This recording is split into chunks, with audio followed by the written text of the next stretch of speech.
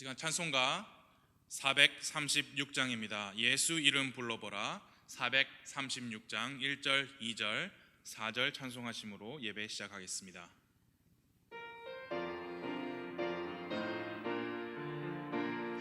예수 이름 불러보라. 슬퍼 낙심할 때에 언제 어디에서라도 내게 위로 주시리. 예수님 이름은 세상의 소망이요. 예수님 이름은 천국의 기쁨일세. 예수 이름 의지하고 굳센 마음으로써 환난 시험 당할 때에 주께 기도드리세. 예수님 이름은 세상의 소망이요. 예수님 이름은 천국의 기쁨일세. 예수 이름 부르면서 주님 앞에 엎드려 만왕의 왕 예수 앞에 왕관 벗어드리리. 예수님 이름은 세상의 소망이요. 예수님 이름은 천국의 기쁨일세. 아멘. 336장입니다. 곧 평안히 쉬리로다. 336장 찬송하겠습니다.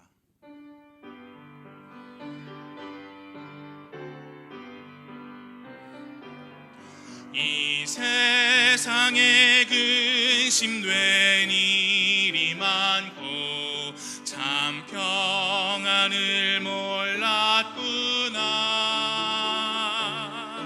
내 주 예수 날로라 하셨으니 곧 평안히 쉬리로다. 주 예수님 베푸신 은혜로다. 참 기쁘고 즐겁구나. 그 은혜를 영원히 누리겠네. 곧 평안히 쉬리로다. 이 세상에 곤고한 일이 많고 참 쉬는 날 없었구나. 내 주 예수 날 사랑하셨으니 곧 평안히 쉬리로다. 주 예수님 베푸신 은혜로다. 참 기쁘고 즐겁구나. 그 은혜를 영원히 누리겠네.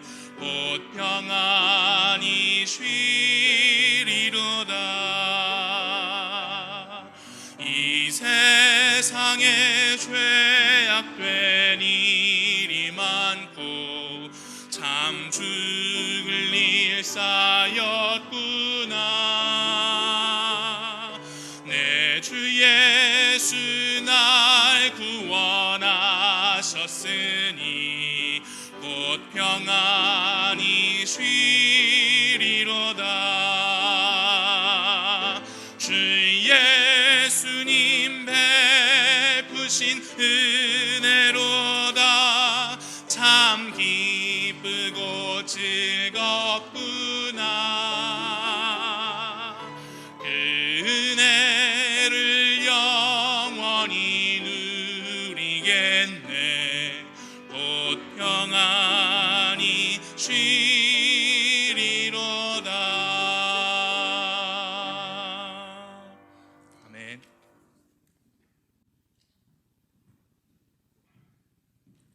다 함께 기도드리겠습니다. 살아계신 하나님 아버지, 하나님의 사랑과 은혜와 긍휼로 인하여 이 시간 감사를 드립니다. 한 주간도 하나님의 은혜 가운데 잘 지날 수 있도록 은혜 베푸셨음을 인하여 감사를 드립니다. 이 시간은 사랑하는 성도들이 다 함께 모여서 우리의 구원자 주 예수 그리스도와 하나님 아버지께 찬양과 경배를 드려야 함이 마땅한데 코로나19로 인하여 함께 모여서 경배드리지 못하고 영상 설교를 통해서 각 가정에서 가정 예배로 하나님께 영광을 돌려드립니다. 비록 각 가정에서 경배를 드리지만 하나님 아버지께서 존귀와 영광을 받아 주시옵소서. 이 시간 특별히 하나님의 사람인 담임 목사님을 통해서 하나님께서 주신 말씀이 이 시간 선포될 때에 그 말씀으로 인하여 이 어려운 시기에 큰 힘을 얻고 용기를 얻고 또 두려움이 사라지고 평안을 누릴 수 있는 귀한 복된 말씀이 될 수 있도록 은혜를 베풀어 주시고 그 말씀을 잘 선포하실 수 있도록 권능의 손길로 붙잡아 주시옵소서. 하나님 아버지, 이 어려운 시기에 사랑하는 성도들 영육간에 간건하게 지켜주셔서 비록 떨어져서 함께 예배드리지는 못하지만 우리의 깊은 마음속에서부터 주님을 사랑하고 말씀을 사랑하고 주님께서 세우신 이 몸된 교회를 사랑하는 마음은 더 뜨거워질 수 있도록 우리의 믿음을 증진시켜 주시옵소서. 하나님 아버지, 이 코로나19 극복을 위해서 최일선에서 참 수고하고 있는 의료진들과 방역 당국자들의 건강을 지켜주시고 코로나19가 종식될 때까지 잘 감당할 수 있도록 은혜를 베풀어 주시옵소서. 저희 교회 식구들 중에서도 연로하신 분들 또 어린아이들 이 코로나로 인하여 위험당하지 아니하도록 하나님께서 안보해 주시고 지켜 보호하여 주시옵소서. 하나님 아버지, 오늘날까지 우리가 감사하며 살 수 있는 것은 하나님께서 우리를 지켜주시고 때를 따라서 필요한 것들을 공급해 주심을 인하여 감사를 드립니다. 구원받은 하나님의 자녀들, 하나님께서 주신 것들을 하나님께 되돌려 드리고 신실하게 드리는 한 분 한 분들 인해서 감사를 드립니다. 하나님 것은 마땅히 하나님께 드려서 하나님께 영광 돌리는 신실한 삶이 이어질 수 있도록 은혜를 베풀어 주시옵소서. 특별히 이 어려운 시기에 자영업 하시는 분들 또 직장 생활하시는 분들 하나님 어려움 없도록 지켜주시고 필요한 것들을 채워 주시옵소서. 하나님 아버지, 이후의 모든 순서를 통해서 주님이 존경강을 받아 주시옵소서. 감사하며 예수님 이름으로 기도했습니다. 아멘.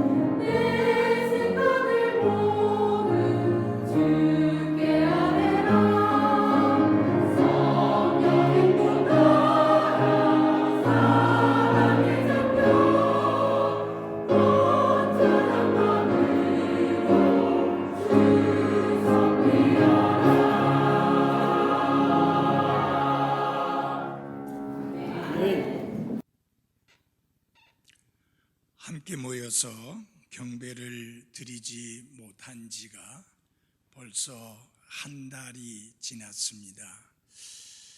3월 한 달 내내 모이지 못했고 또 4월 첫 주인 오늘도 함께 모이지 못하고 이렇게 영상 설교를 통해서 사랑하는 성도님들에게 말씀을 선포하게 되었습니다.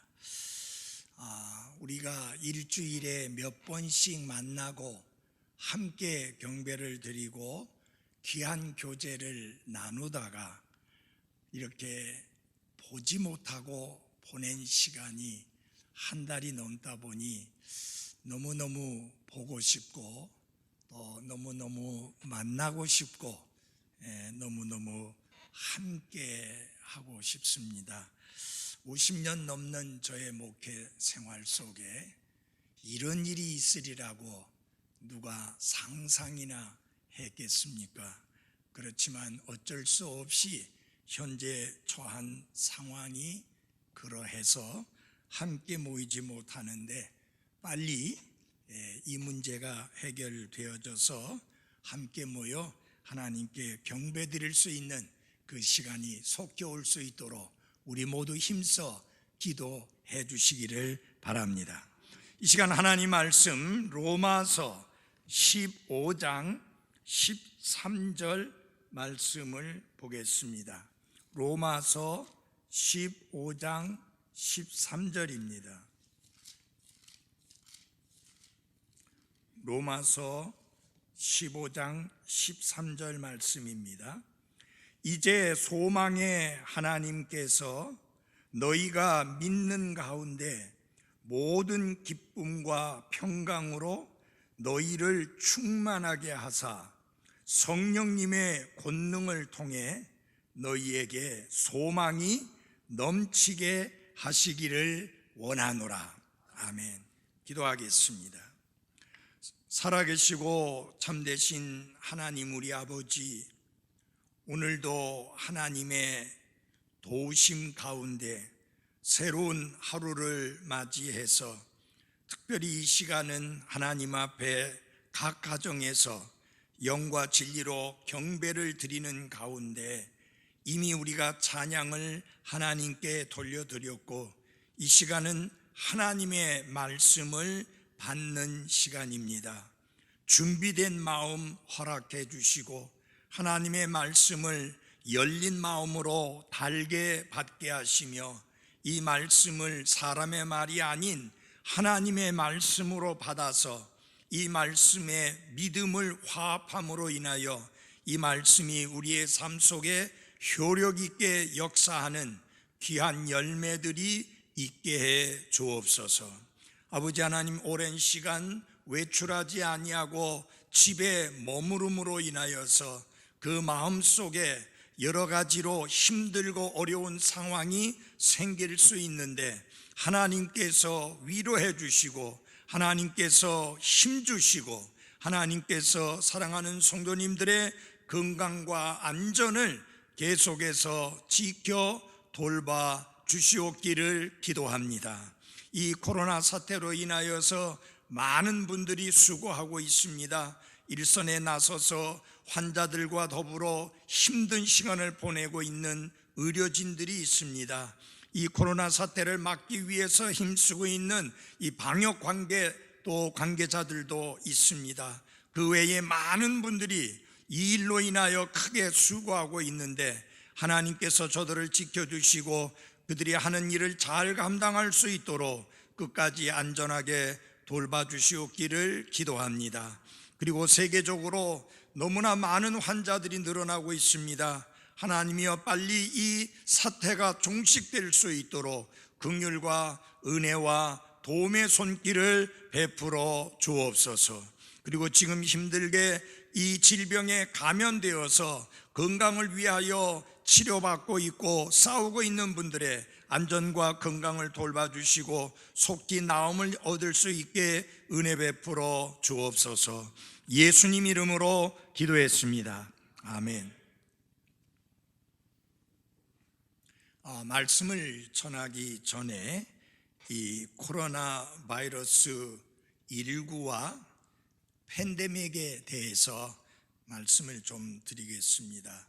세계보건기구 WHO가 지난 3월 11일 이 코로나 바이러스 19에 대해서 사상 세 번째로 팬데믹을 선언했습니다. 전염병 경보 단계 중에서 최고 위험 등급인 6단계를 선언한 것입니다. 국립국어원에서는 이 팬데믹이라고 하는 단어를 전염병 세계 유행이라고 이렇게 번역을 했습니다. 이것은 2개 이상의 대륙에서 전염병이 발생해서 세계적으로 유행하고 있는 상태를 일컫는 말입니다. 이 팬데믹이라고 하는 말은 그리스어에서 나온 말인데요, 모두를 의미하는 팬이라고 하는 단어와 사람들을 의미하는 데모스라는 단어가 결합해서 만들어진 단어로서 전염병 세계 유행이라고 하는 의미로 모든 사람이 전염의 위험성을 안고 있다는 의미에서 유래가 되었습니다.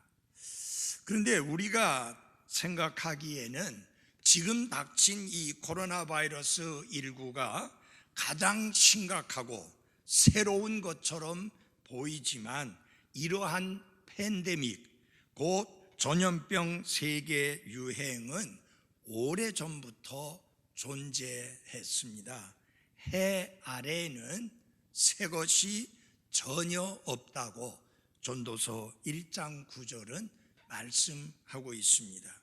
역사적으로 이미 심각한 전염병 세계 유행의 사건이 큰 것만 10가지나 있었는데, 특별히 그 중에서 1346년에서 1350년 사이에 유행했던 흑사병, 그것으로 인해서 7,500만 명에서 2억 명 정도의 유럽 사람들이 죽었습니다.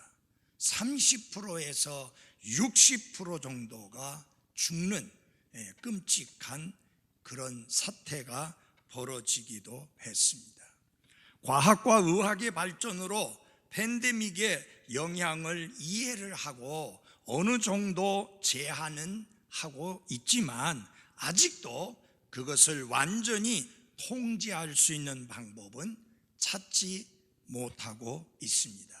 이미 코로나 바이러스 19로 인하여 지금 감염된 사람들이 100만 명이 넘었고 수만 명이 죽었고 앞으로 미국에서만 10만 명이 넘는 사람들이 죽을 수 있다고 하는 그런 이야기까지 있습니다.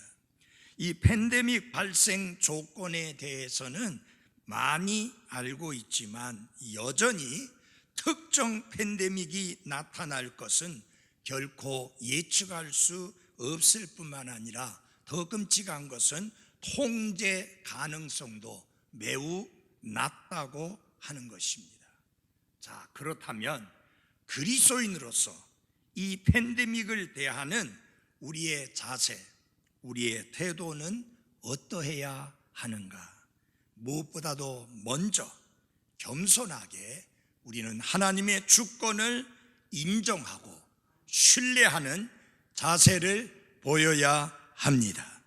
우리는 하나님이 왜 이런 특정 재앙을 허용하시는지, 왜 특정인이 그 재앙의 희생자가 되는지 저희들은 알지를 못합니다. 그러나 하나님은 모든 것에 주권자라는 사실을 우리는 인정하고 신뢰해야만 합니다. 그리고 하나님이 인간 세상에 세워주신 국가의 정책과 해당 분야의 전문가들의 지침을 존중하고 그들의 지혜와 조언을 잘 따르는 태도를 보여야 합니다. 뿐만 그리스도인으로서 하나님의 약속을 붙들고 더욱 간절히 우리는 기도해야 합니다.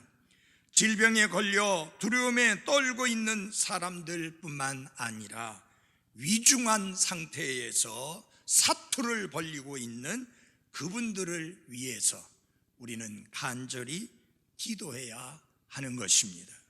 그리고 이들을 위해서 위험을 무릅쓰고 수고하는 의료진들을 위해서도 기도를 잊지 말아야 합니다. 뿐만 아니라 기독교 사상 초유의 사태로 함께 모여 경배드리지 못하는 어려운 상황 속에서 성도들을 위하여 힘써 기도하며 영상 설교를 통해서나마 말씀을 선포하는 목회자들을 위해서도 기도해야 합니다. 자, 이제 오늘 우리 본문의 말씀으로 돌아가 봅니다. 다윗은 시편 23편에서 이렇게 찬양을 드립니다. 내 잔이 넘치나이다. 그런데 그의 상황이 좋았던 상황은 아닙니다. 여러분이 시편 23편 5절 말씀을 보면은 내 잔이 넘치나이다 라고 고백하고 있는데 그 앞의 내용을 읽어보시게 되면 내가 사망의 그늘진 골짜기를 다닐지라도 라고 말씀하고 있는 것을 보아서 그가 처한 상황이 결코 안전하거나 편안하거나 모든 일이 순조로운 상황이 아니고 죽음의 위험 앞에 놓여 있는 상황인 것을 알 수 있습니다. 그럼에도 불구하고 그는 내 잔이 넘치나이다 라고 말씀하고 있습니다. 감사의 잔이 넘치나이다. 기쁨의 잔이 넘치나이다. 평강의 잔이 넘치나이다. 그리고 소망의 잔이 넘치나이다. 왜? 나의 평생에 주의 선하심과 긍휼이 정녕 나를 따르기 때문이라고 고백하고 있는 것입니다. 이제 우리 하나님은 여러분과 제가 살아가는 이 삶이 하나의 잔이라고 비교해 볼 때 우리의 잔이 넘쳐나기를 원하고 계십니다. 자, 여기 로마서 15장 13절에 보면은 사도 바울이 로마에 있는 성도들을 위하여 기도하고 있는데 그 기도의 내용을 보면은 로마에 있는 성도들이 비록 어렵고 힘들고 위험한 상황 속에서 자신의 믿음을 지키고 있지만은 결국 어떤 기도이냐? 그들이 소망이 넘쳐나기를 기도하고 있습니다. 기쁨이 충만하기를 기도하고 있습니다. 그리고 평강이 충만하기를 기도하고 있습니다. 지금 이 상황은, 오늘 여러분과 제가 처한 이 상황은, 이 위기는 그리스도인으로서 이런 때일수록 여러분들이 소망이 넘치고 기쁨이 넘치고 평강이 넘치는 삶이 되기를 간절히 기도해야 될 때입니다. 여기서 로마서 15장 13절에서 하나님을 어떤 하나님으로 소개하고 있습니까? 소망의 하나님. 지난 수요일 날 저는 야곱의 하나님에 대하여 말씀을 전했습니다. 야곱의 하나님은 우리의 도움이십니다. 이제 소망의 하나님은 여러분과 저의 삶을 기쁨과 평강 그리고 소망으로 넘치고 충만케 하시는 하나님이십니다. 하나님은 믿는 자의 소망의 근원이실 뿐만 아니라 우리의 소망의 유일한 대상이 되시는 분이십니다. 그래서 여기 본문에서 말씀하고 있는 소망의 하나님은 바로 영원한 구원에 대한 확고한 확신 확신을 주시는 그 하나님을 의미하고 있습니다. 성경에서의 소망은 막연한 희망사항이 아닙니다. 하나님의 약속의 근거를 두고 하나님이 허락하신 미래를 확신하는 가운데에서 기다리는 것으로서 말씀을 하고 있습니다. 그리고 여러분과 저는 이 하나님이 주시는 소망을 가지고 있는 사람들로서 구원받지 못한 소망이 없는 사람들과는 근본적으로 다르게 생각하고 근본적으로 다르게 행동하고 근본적으로 다르게 생활해야 되는 게 맞습니다. 안타깝게도 많은 사람들이 소망 없이 살고 있습니다. 그들은 삶에 이유도 없고 목적도 없습니다. 이런 우리가 부르는 찬양처럼 우리가 구원받기 전에 목적도 없이 소망도 없이 방황했었네 라는 찬송가 가사처럼 구원받지 못한 사람들, 소망이 없는 그 사람들은 목적도 없이 삶에 이유도 없이 방황하며 살고 있습니다. 그래서 이렇게 살기보다는 차라리 죽고 싶은 심정인 사람들이 너무나 많습니다. 그러나 그런 사람들, 목적도 없이 이유도 없이 소망도 없이 방황하며 사는 그런 사람들도 예수님을 통해서 구원받게 되면 변화되고 소망이 넘치는 삶을 살 수가 있는 것입니다. 왜냐하면 성경은 예수 그리스도는 인생의 소망이라고 말씀하고 있기 때문입니다. 그리스도인이 가지고 있는, 여러분과 제가 가지고 있는 소망은 신기루나 맹목적인 낙관론이 아닙니다. 예수 그리스도 안에 있는 우리의 소망은 확실한 실체인 것입니다. 사실에 없는 일을 사실처럼 꾸며 만든 게 아니라고 하는 것입니다. 성경은 예수 그리스도 안에 있는 우리의 소망에 대하여 이렇게 말씀하고 있습니다. 마치 혼의 닷과 같아서 확실하고 굳건하다고 히브리서 6장 19절에서 말씀하고 있습니다. 이 닷은 절대 풀리거나 끊어지지 않습니다. 그리스도인은 미래가 예수님 안에서 안전함을 알기에 소망 중에 기뻐한다고 로마서 12장 12절에 말씀하고 있습니다. 그리고 우리의 소망은 절대 불변하는 진리인 하나님의 말씀인 성경에 기초하고 있습니다.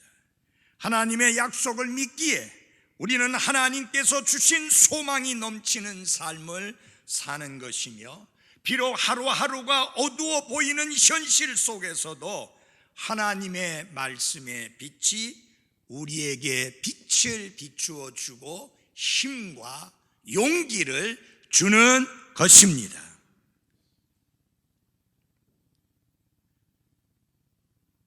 페르디난도 맥멜란은 세계 일주 여행을 떠날 때 무려 35개의 나침반을 가지고 갔다고 합니다. 왜냐하면 나침반 없는 배는 결국은 실패할 수밖에 없고 파손할 수밖에 없기 때문인데요. 바로 소망이 없는 사람들은 나침반이 없이 항해하는 배와 같다라고 말씀드릴 수 있습니다. 하나님의 말씀은 우리를 격려하는 빛이요, 하나님의 말씀은 우리를 인도하는 나침반입니다. 그런데 예수님을 통해서 구원받은 경험이 없는 사람들에게는 우리가 가지고 있는 소망이 전혀 없습니다. 그들도 반드시 예수 그리스도를 통해서 구원받아야 되만 소망을 가질 수 있게 되는 것입니다. 우리가 소망을 가지게 되었을 때 하나님께로부터 도움을 얻게 됐을 뿐만 아니라 우리의 과거와 우리의 현재와 우리의 미래 문제까지도 완벽하게 해결되게 된 것입니다.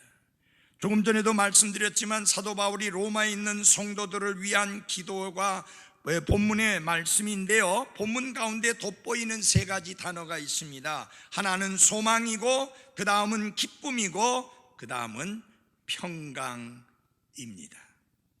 사도 바울은 로마에 있는 교회 성도들이 그들이 소망으로 넘쳐나기를 원했고, 기쁨으로 충만하기를 원했고, 평강으로 충만하게 되기를 원했습니다. 소망의 하나님, 그분은 미래를 아시고 우리의 미래를 주관하시는 하나님이십니다.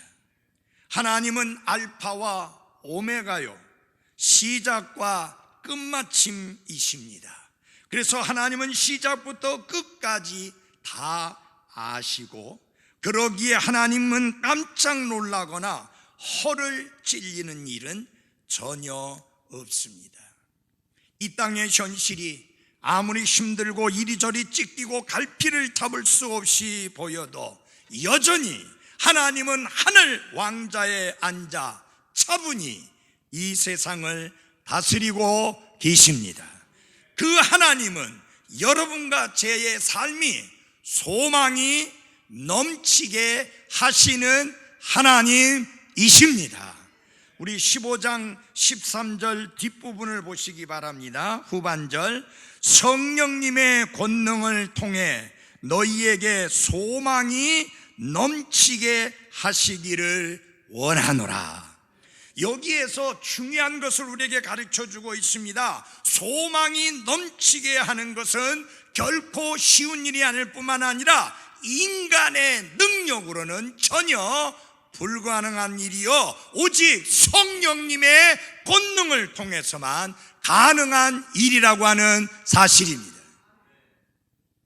다시 말해서 우리의 삶의 현재를 위한 소망과 미래를 위한 소망이 넘치는 삶을 살 수 있는 것은 하나님만이 하실 수 있는 일이요, 하나님만이 가능한 일이요, 인간이 할 수 있는 일이 아니다. 사도 바울은 놀라운 사도였지만, 하나님 앞에 크게 쓰임받는 사도 중에 사도였지만, 그러나 로마 교회 성도들을 위해서 기도하면서 그들이 정말 소망이 넘치는 삶을 살기를 원하면서 어떻게 기도합니까? 성령님의 권능을 통해서 너희에게 소망이 넘치게 하시기를 원하노라.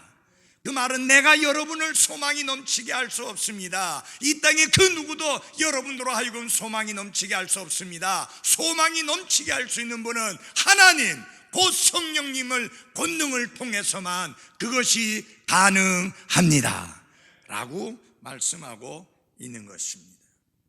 소망이 넘친다는 것은 우리를 위해 예비하신 놀라운 미래에 근거해서 성령 하나님이 나와 여러분의 삶을 이끌어 가신다는 뜻이요, 하나님의 약속을 믿고 살아가는 그 이상으로서 우리의 삶의 모든 부분이 하나님의 약속에 의해서 동기를 부여받으며 산다고 하는 것을 의미하는 것입니다. 이것은 다른 말로 바꿔서 말씀드린다면 영혼에 비추어서 오늘을 사는 것을 의미합니다. 사랑하는 그리스도인 여러분, 우리는 순간순간 하루하루 살아가면서 과거에 비추어서 우리의 삶을 사는 것이 아니라 영혼에 비추어서 하루하루를 살아가는 소망이 넘치는 삶이 되기를 바랍니다. 이것은 곧 우리가 과거가 아닌 미래에 지배당하는 것을 말하는 것입니다. 여러분, 과거에 지배당하는 삶은 얼마나 비참합니까? 과거의 실패, 과거의 후회, 과거의 죄, 이런 과거에 지배당하는 삶은 비참할 수밖에 없습니다. 너무너무 감사하지 않습니까? 하나님께서는 우리의 과거를 깨끗이 씻어주시고 제거해 주시어서 다시는 기억하지 않겠다고 약속해 주신 것을 감사합니다. 너희의 죄와 너희의 불법들을 다시는 기억지 아니하시겠다고 하나님이 확고하게 말씀해 주시어서 우리는 과거의 실패나 과거의 후회나 과거의 죄나 그 어떤 과거에 의해서 지배당하지 않을 수 있는 것을 감사해야 되고, 영혼을 바라보며 미래를 바라보며 앞에 있는 것을 바라보며 달려갈 수 있는 놀라운 그리스도인이 되게 해주신 것을 감사해야 하는 것입니다. 성령님의 권능을 통해서만 소망이 넘치는 삶을 살 수 있다. 하나님은 여러분과 저의 인생의 잔이 넘치기를 원하시는데 그 중에 하나가 뭐냐? 소망이 넘치는 삶을 살기를 원하신다. 여러분, 예수님이 말씀하셨어요. 내가 온 것은 양으로 하여금 생명을 얻게 하고, 그 다음에 중요한 것은 더 풍성히 누리게 하려 함이라. 여러분, 주님이 원하는 것은 예수 그리스도를 통해서 생명을 얻는 것만으로 끝나는 게 아니라 abundant life, 풍성한 삶을 살기를 원하십니다. 신약에서는 풍성한 삶이요, 구약에서는 내 잔이 넘치나이다 라는 표현으로 말씀하고 있는 것입니다. 많은 사람들은 지금 원망이 넘쳐납니다. 불평이 넘쳐납니다. 불만이 넘쳐납니다. 비난이 넘쳐납니다. 누군가를 공격하는 게 넘쳐납니다. 그러나 우리 그리스도인들은 하나님의 약속과 주님으로 인하여서 소망이 넘쳐나는 삶을 살아가야 하는 것입니다. 그런데 하나님이 이렇게 구원받은 성도인 여러분과 저에게 보화와 같은 선물을 주셨는데 하나만 주고 끝내는 게 아니라, 두 번째, 하나님은 여러분과 제가 기쁨이 충만하기를 원하십니다. Full of joy, 기쁨이 충만하기를 원하십니다. 그리고 기쁨이 충만한 삶을 허락하시는 하나님이십니다. 여기 15장 13절 첫 부분을 보겠습니다. 초반절. 이제 소망의 하나님께서 너희가 믿는 가운데 모든 기쁨과 평강으로 너희를 충만하게 하사, 모든 기쁨으로 충만케 하시는 하나님을 찬양 드립니다. 기쁨이라고 하는 것은 마음이 평화, 만족, 희망으로 차 있는 상태를 말합니다. 성경에는 기쁨과 관련된 다양한 표현들과 많은 교훈들이 있습니다. 여러분, 기쁨은 크게 두 가지로 나눌 수 있습니다. 하나는 유한한 기쁨입니다. 또 하나는 영적이며 영원한 기쁨입니다. 자, 이 유한한 기쁨 한번 생각해 볼까요? 그것은 육체적인 기쁨입니다. 솔로몬 왕이 추구했던 그런 기쁨입니다. 먹고 마시고 즐기는 그런 종류의 기쁨, 그것은 육체적인 기쁨입니다. 그런데 그것은 영원한 기쁨이 아니라 일시적인 기쁨입니다. 뿐만 아니라 쾌락과 향락을 추구하며 기쁨을 얻으려고 하는 그것은 무슨 기쁨이냐? 어리석은 기쁨이다 라고 하는 것입니다. 그러나 여러분과 저는 이런 기쁨을 추구하는 사람들이 아닙니다. 예수 그리스도를 통해서 그분이 직접 주시는 기쁨을 누리는 사람들인 것을 감사하십시오. 성령님이 맺어주시는 열매로서의 기쁨을 누리는 그리스도인인 것을 감사하고, 지금은 우리가 슬퍼하는 자와 같으나 실상은 기뻐하는 자라고 말씀한 것처럼 최후의 장래에 우리는 온전한 기쁨을 누리게 될 것이며, 이 땅의 삶 속에서도 심지어 고난 속에서도 기쁨을 누릴 수 있는 영적이며 영원한 기쁨을 주신 하나님께 감사를 드립니다. 여러분, 이런 기쁨은 무슨 기쁨이에요? 초자연적인 기쁨이에요.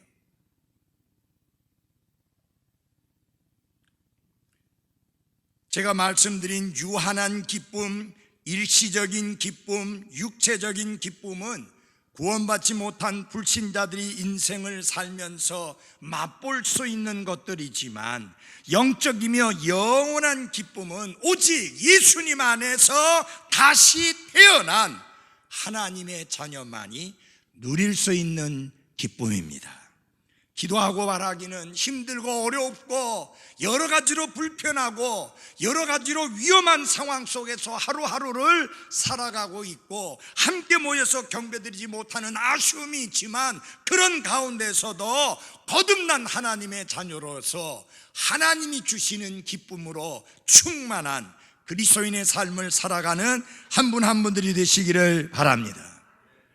그리스도인의 기쁨은 행복을 포함할 수 있지만 행복과는 다른 것입니다. 행복은 대체 상황에 좌우됩니다. 형편에 좌우됩니다. 사람에 의해서 좌우될 수 있습니다. 행복하게 살던 사람도 남편을, 아내를 잘못 만나게 되면 그 삶이 불행해지지 않습니까? 그래서 환경이나 사람이나 어떤 형편에 의해서 좌우되는 것이, 그게 바로 행복입니다. 그래서 잘 풀리면 행복하고 상황이 바뀌면 불행하고 마는 것입니다.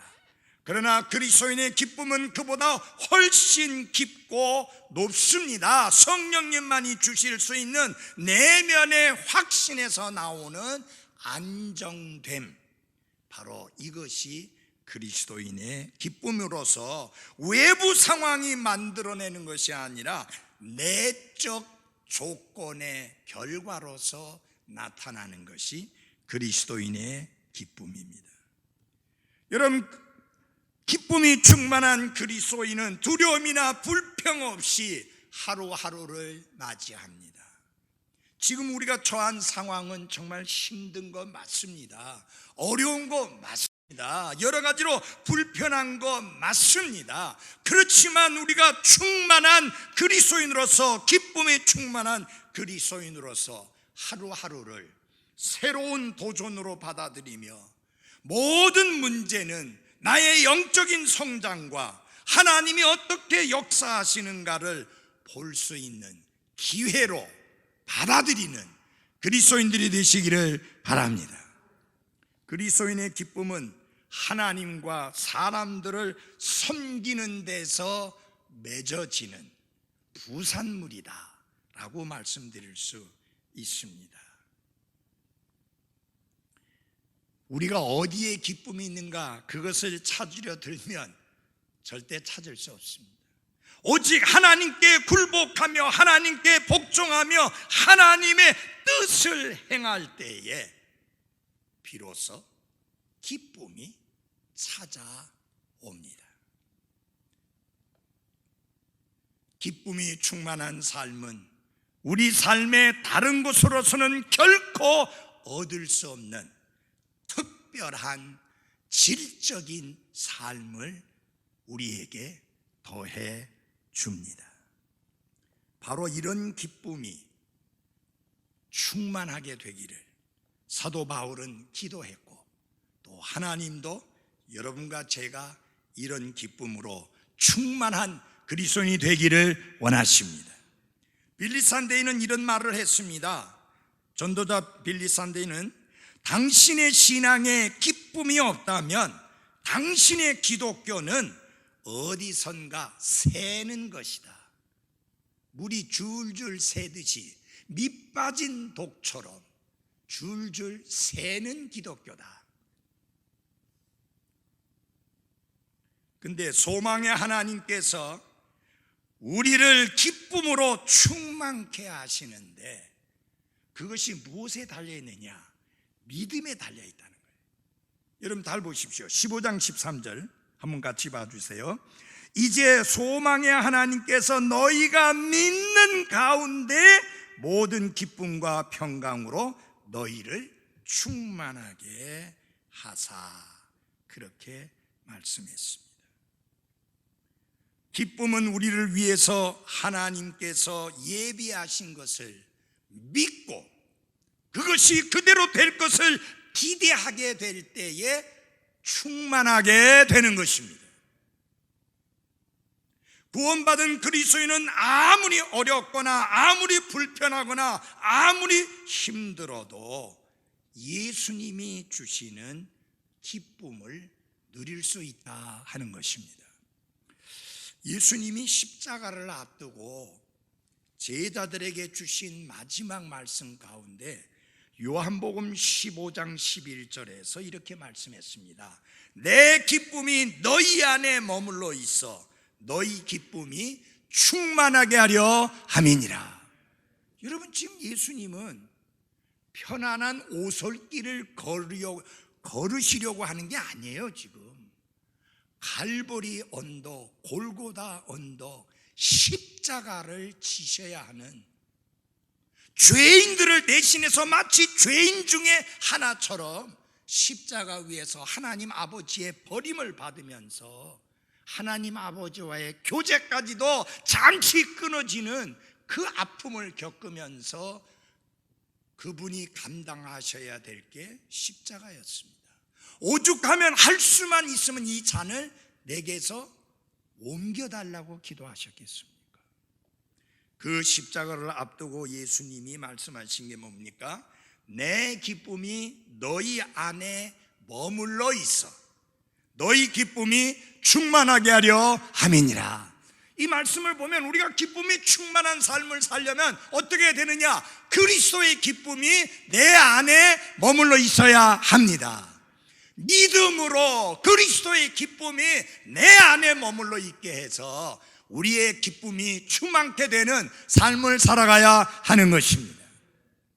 여러분, 예수님이 십자가의 고통을 앞두고 있으면서 그 십자가의 고통을 바라보시면서 그 십자가의 고통을 생각하시면서도 기쁨이 있다라고 말씀하신 것은 뭡니까? 그분이 아버지의 뜻을 행하려고 하시기 때문인 것입니다. 그 무엇을 예수님의 기쁨은 아버지의 뜻을 행하는 데서 오는 기쁨입니다. 아버지의 뜻을 행하는 데 있어서 고난이 있고 고통이 있고 아픔이 있고 심지어 죽음까지도 받아들여야 하지만 아버지의 뜻을 행하는 가운데서 오는 기쁨이 예수님의 기쁨입니다. 여러분과 저도 마찬가지입니다.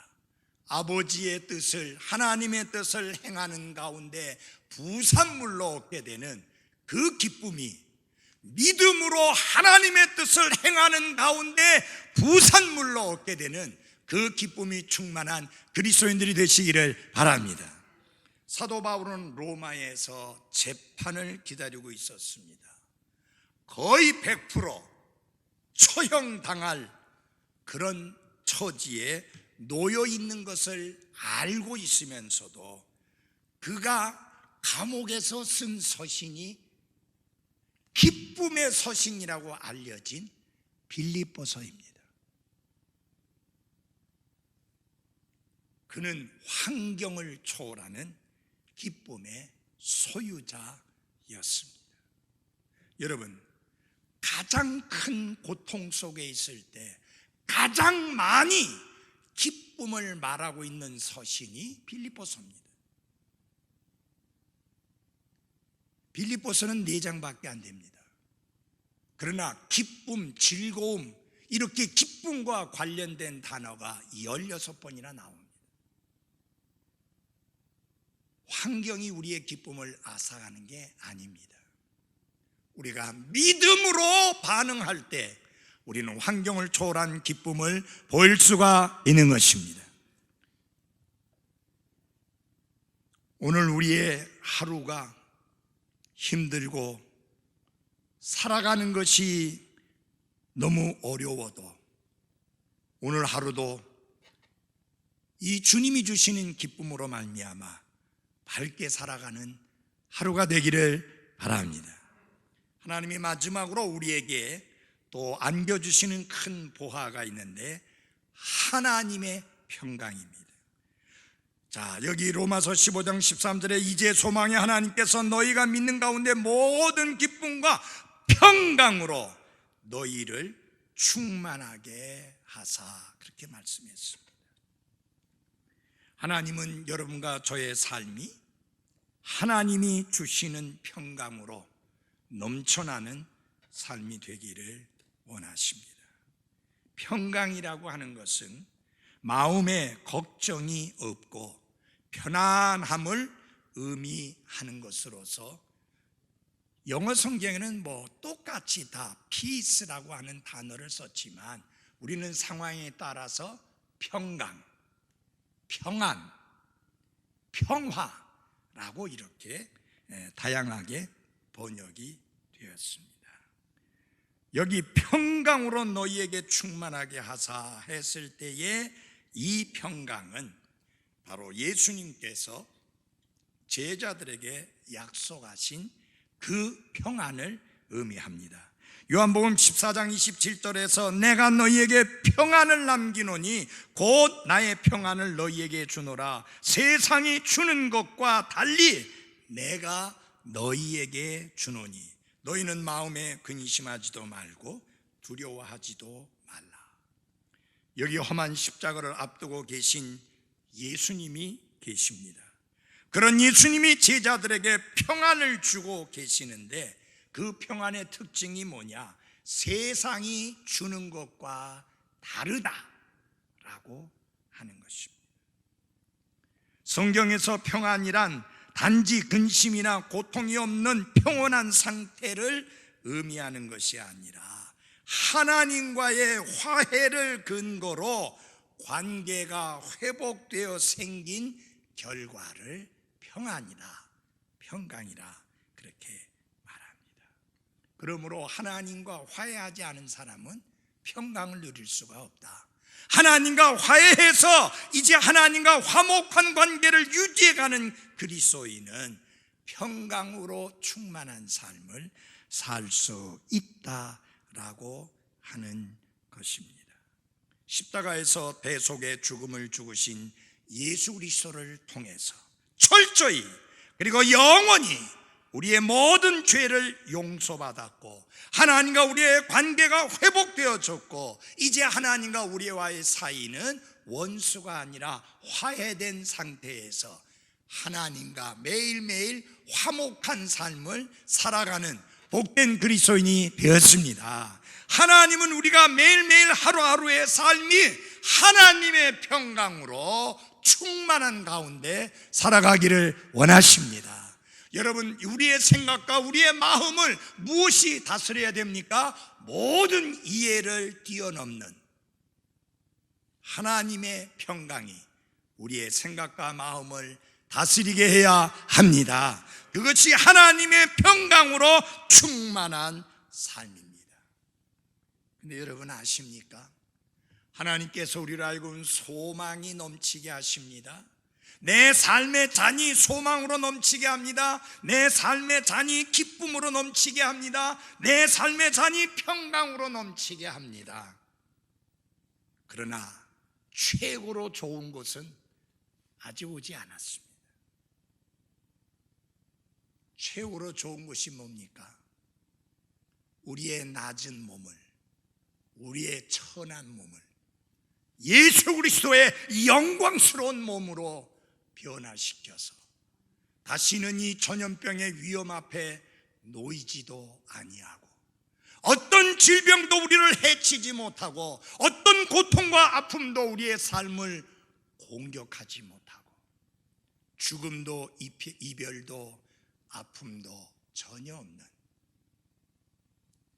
하나님의 왕국에서 영원히 사는 그 날이 약속되어 있는 것을 감사합시다. 지금은 고통이 있습니다. 지금은 두려움이 있습니다. 지금은 아픔이 있습니다. 지금은 질병이 있습니다. 지금은 죽음이 있습니다. 그러나 그 날에 우리의 천한 몸이 예수님의 영광스러운 몸처럼 변화될 때 그 모든 것은 사라지고 없어지게 될 것입니다. 하나님이 그것을 우리를 위하여 예비해 주신 것을 감사하며 사십시다. 소망의 하나님이 우리가 믿는 가운데 모든 기쁨과 평강으로 우리를 충만하게 하시며 성령님의 권능을 통해서 우리에게 소망이 넘치게 하심을 감사드립니다. 다윗은 고백합니다. 내 잔이 넘치나이다. 환경이 좋아서가 아닙니다. 형편이 나아서가 아닙니다. 아무런 위험이 없어서가 아닙니다. 건강하기 때문이 아닙니다. 죽음의 사망의 그늘진 골짜기를 다니고 있는 상황 속에서도 그는 내 잔이 넘친다고 말씀합니다. 왜요? 주님의 막대기와 주님의 지팡이가 나를 위로하기 때문이다. 그리고 내가 확신하는 것은 나의 평생에 주의 선하심과 긍휼이 정녕 나를 따를 것이라는 확신 때문입니다. 오늘 이 확신이 다윗에게만 있고 끝나는 게 아니라 우리 모두에게 넘쳐나서 내 잔이 넘치나이다라고 다윗처럼 고백할 수 있는 한 분 한 분들이 되시기를 바랍니다. 소망의 잔이 넘쳐나고 기쁨의 잔이 넘쳐나고 평강의 잔이 넘쳐나는 오늘 하루 되기를 바랍니다. 기도하겠습니다.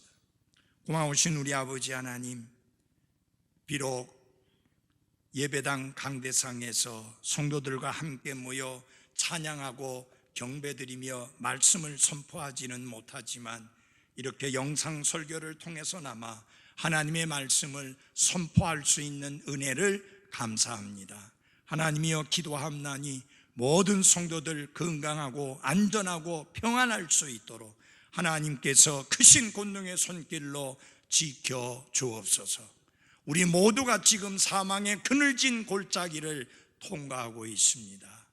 그럼에도 불구하고 우리가 해악을 두려워하지 않을 수 있는 확신을 가지게 도와주시고 주의 막대기와 주의 지팡이가 우리를 위로하시며 우리의 평생에 주의 선하심과 긍휼이 정녕 나를 따를 것이라는 확신 가운데 내게 소망이 넘칩니다. 내게 기쁨이 넘칩니다. 내게 평강이 넘칩니다라고 고백하는 삶을 살게 하옵소서. 내가 넘치게 만드는 게 아니라 하나님께서 그렇게 은혜 베풀어 주심을 감사합니다. 이 은혜가 모든 성도들 위해 함께 하셔서 모든 그리스도인들이 오늘 하루도 그렇게 살게 하옵소서. 예수님의 이름으로 기도했습니다. 아멘.